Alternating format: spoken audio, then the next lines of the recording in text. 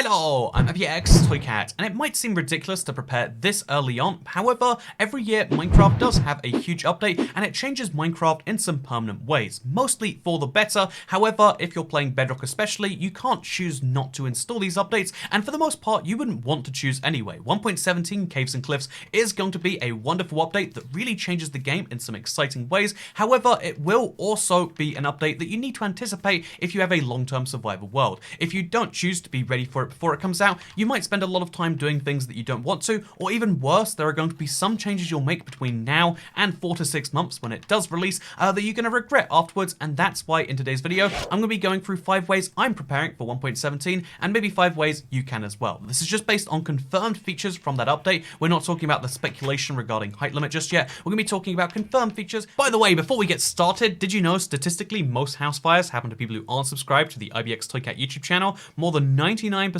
of house fires happen to people who aren't subscribed, and that's why you should subscribe right now. Maybe hit the bell. You can change your mind at any time, unlike those people who died in the house fires. Because the most basic one, perhaps the most boring one too, especially if you have an iron farm, is you're going to want to have a lot of iron prior to this update if you're doing any weird and quirky projects. So I've been stockpiling some iron for a while now. I'm going to be doing some even more iron mining. If you don't know, I don't have an iron farm in my world, and still choose not to have one. And I imagine actually there'll be something done with regards to finding iron easier after the update, but I'd recommend having some iron prior to it if you want to make yourself one of Minecraft's weirdest items. So I'm going to show just how serious I am about this item, because I'm going to make an item that prior to this update was entirely dumb. What is that item? That item is the cauldron. I just made 9 cauldrons in my Let's Play world. These are permanent now. I'm stuck with what would otherwise be 9 worthless items that I can throw around my house. I mean, they would make good decoration, right? Oh, look at this delightful lava cauldron next to this cat. It would sure be a shame if anything happened to her. But like, oh yeah, so having cauldrons was worthless before 1.17, but having some in preparation for it is going to be a really good idea. If you use them in combination with the stalactites, you can actually farm lava infinitely. So that is something that is very exciting to me, being able to make lava rather than having to find it in the world.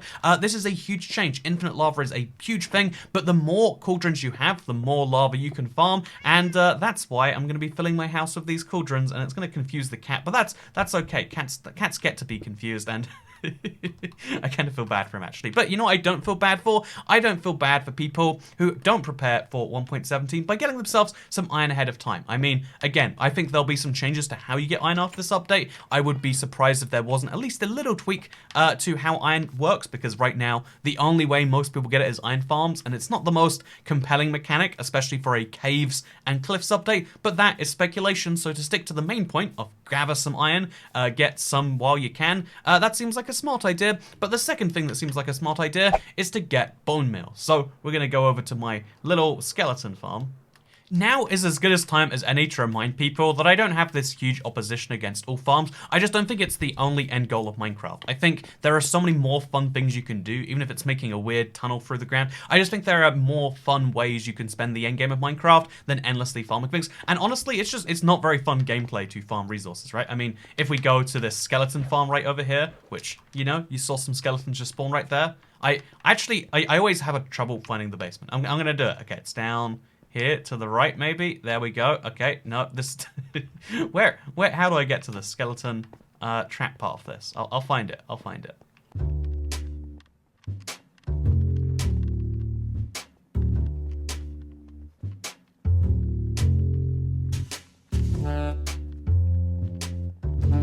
Oh, while looking for it, I found some iron. That's exciting. See, look at that. Got 8 more iron. That's a whole extra cauldron that belongs to me now.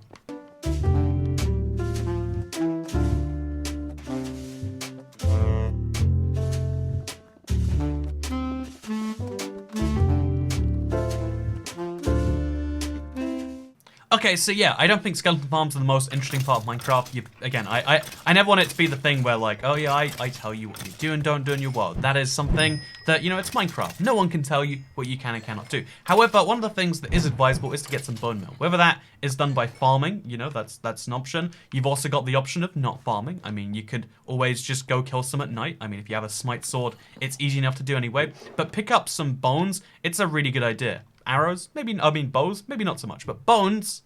You ever realize how weird it is that the two things skeletons drops are called bones and bows? I mean, bones bows. It just seems suspiciously similar. Anyway, so picking yourself up a lot of bones and maybe even some arrows if you're in the market for those, is a really smart idea. And you might be thinking, so why is that? I mean, obviously bone mill's useful all the time. You can bone mill like half the things in my inventory, probably. Wait, you can bone mill.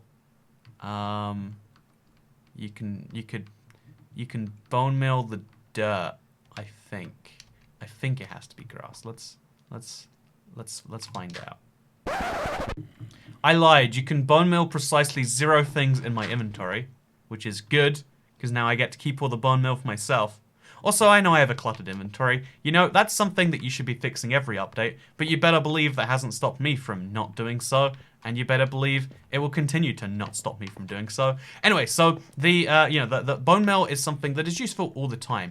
You might not even know that after the last update, it became significantly more useful, because you can now use it on the brand new Warped and Crimson Nilium, and if you do so, you'll get some warped grass if you want that, some sprouts. No one wants sprouts. And most importantly, you'll get these mushrooms. Also, here is my automated system for doing exactly that.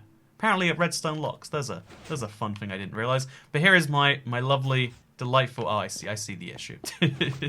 Here is my absolutely delightful system that moves the blocks back and forth, allowing me to bone mill and then just, continuously get those things. This is a way in which bone mill became more useful last update. Allow me to tell you how it's going to become more useful this update in a way I think is genuinely going to be the biggest upgrade for bone mill and one of the biggest upgrades for nature in Minecraft ever, actually. Also, whoa. This is bizarre to watch. Like, something's just slightly off with how it works, huh? Like... interesting. Anyway, so let's put away our never warped roots and our warped fungus and our all these things that we're not particularly needing for now. And let's talk about how bone mill is going to become more useful. And no, it's not for growing sugarcane. It's for growing glow lichen. You know, one of the things I never have heard of a lichen in real life, but apparently everyone else has. And you know what? My pronunciation was wrong. You know what? If someone pronounces something wrong, it means they learned it through reading. That's a smug thing I learned to counter getting pronunciations wrong. So the glow lichen, if you will. The Glow Lichen is a brand new item coming in 1.17. We've seen it in snapshots already, and it's really cool because by just using bone mill, it will grow as much as you like. It's a way to have a light source exist on top of another block without it being so obvious. I mean, I like torches as much as the next person, but you can see when you see a lot of torches, it kind of adds a little bit of depth that you don't necessarily always want. The Glow Lichen, on the other hand, is going to be a resource that you can bone mill as much as you like, and which will cover another block. Imagine, for instance, the sugarcane farm, and it's all lit up without having to have torches. Imagine anything covered in glow lichens, and you can suddenly start to realize why people might like them, and having the bone mill ready ahead of time means you can grow as much as you like, and you can farm it if you want. You can use it just to grow across your world or your farm or whatever else it is, and it's a very fun idea. This might be one of those things, just like the brown panda, where it sounds a lot cooler in theory than it is in practice. I mean, I've left this brown panda here for a very long time. Or it might be one of those really great ideas that sticks with you forever. We don't know for sure right now, and that was a very bad decision. But what we do know for sure right now is that you should be preparing for exploration, or maybe the lack thereof. So if you are playing Minecraft and you don't have a map wall, one, you're missing out. It's one of the most fun builds in my opinion, and two, ignoring the amount that you're missing out, and by the way it's a lot, if we instead focus on the fact that this is something that is bad. I have explored it's roughly a 2,000 something block area in every single direction of spawn, and in some directions it's significantly more than 2,000 blocks. In some of the directions, for instance, if we go all the way out down here, I've gone 3,000 blocks. To the north, I've gone 4,000. Actually, I've gone like 16,000 blocks to the north. And this is something that's bad. Exploring new parts of your Minecraft world should be kept to a bare minimum, or better yet, keep it in one direction. I know I've explored far more in this direction, to the left, to the west, I guess, than I have to the east. The east I've explored very little of, and you want to have new areas to explore because new caves and new cliffs can only generate inside of new chunks. This is something people ask every single time there's an update. Will I be able to get the new caves and cliffs features in my old world? The answer is yes, but if you want the naturally generating ones, you have to go all the way to the east or the south or the north or wherever you haven't generated chunks. And there are going to be lots of benefits to going there. For instance, the glow lichen is going to be something that's going to be much harder to find, like if you don't have access to new chunks. Copper ore is not going to generate naturally except in new chunks, and that's why you need to keep your exploration down to a limit. Also, while we're here anyway, so the way you do a map wall, I'm sure most people know this, but just in case you don't, the way you make a map wall is you find a map and you place it inside of an item frame. Here is an outdated version of the UK. Actually, I'm going to fix this right now. See, this is what it looked like after my first video on it, but you might have seen the Toycat podcast where I fixed that. One of my favorite things is seeing a map slowly update, because this map is, like a month old or something, but then as we fly closer and the chunks start to reload and it checks what's in them, the map is going to slowly, yeah, look at that.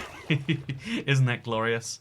There. It's a trick question. Of course that's glorious. Anyway, so when you place your maps in an item frame, it takes up the entire spot, but having a lot of item frames from a map wall, really fun idea. Some people don't even use it just for map walls, some people use it for other things. It's your choice, I guess, as to what you like to use your item frames for. However, if you have any item frames, or, maybe just get some ready, something that comes out in the next update, kind of related to the glow lichens, is the fact that you will be able to turn any item frame into a glow item frame. Obviously, we don't know how exactly you can farm glow squid yet, but there is going to be a glow ink sac that can be combined with item frames to make them glow. Same with signs. If you got a sign explaining what's going on in your Let's Play world, because perhaps it's available in the marketplace, by the way. But if you have anything you want to make glow, you'll be able to do this after the update. And if you, if you're planning a map wall, but you just don't want to get around to it yet, at least make the item frames, get them ready for the glow squid stuff, and then start putting the whole thing together. I'm excited to see certain parts of this glow. I don't know how that will look by itself, because, again, here's the difference between maps in an item frame normally and maps in a glow item frame. The idea of having certain parts of it glow to highlight, the main part of the world is a fun idea that I'm really looking forward to playing around with. By the way, this one map wall is the reason that the Let's Play world isn't available on certain mobile devices. So if you have a, like an iPhone 7, 1, that it's interesting that you play Minecraft on that. It might be time to upgrade. And 2, that's why you probably can't see the Let's Play world in your marketplace. Wow, fun facts of Toycat. Speaking of fun facts of oh wow, that was a fun chance, wasn't it? Anyway, with that said, let's speak of the final little thing that you need to do before this update. The thing that I've been preparing for a very long time, because here's the deal. You're gonna want sand. After this update, there's no questioning that. Like, it's not a question of do you want sand? It's a question of how much sand do you want? And you might say, nah, that's a bit ridiculous. But I have been mining so much sand that I even got rid of this entire desert. That's right, this is the amount of sand that I mined. And of course, this is actually an old project. So it's interesting. I've mined this entire desert and I still don't have enough sand for my world right now, let alone after the update. You are going to want sand after this update. I mean, think of it like this. When 1.17 comes out, do you want to spend your time digging up sand? Or do you want to spend your time enjoying the new features? For instance, tinted glass is one of those quirky features that I'm still not sure how I'm going to use. I just know that it's so interesting that I have to do something with it. And as a result, I need a lot of sand, because sand turns into glass, glass turns into tinted glass. So having some glass ready, that's great. But I need glass for lots of projects anyway. I find glass is one of those evergreen Minecraft blocks where it's always interesting. You can stain it if you want to, you can leave it how it is. But like, there's always some need for glass, and that's why you should spend at least some amount of time going through and digging up some deserts. I mean, it's ugly when you destroy a desert. You can just bring it down a layer if you really want to, but you need sand. I don't care where you get it from. You need huge quantities of it, and I would recommend even smelting it right now. So perhaps, if like me, you have some bizarre things in your world, perhaps, hypothetically, you have access to a smelting house, or in my case, a furnace house, a furnace made from furnaces.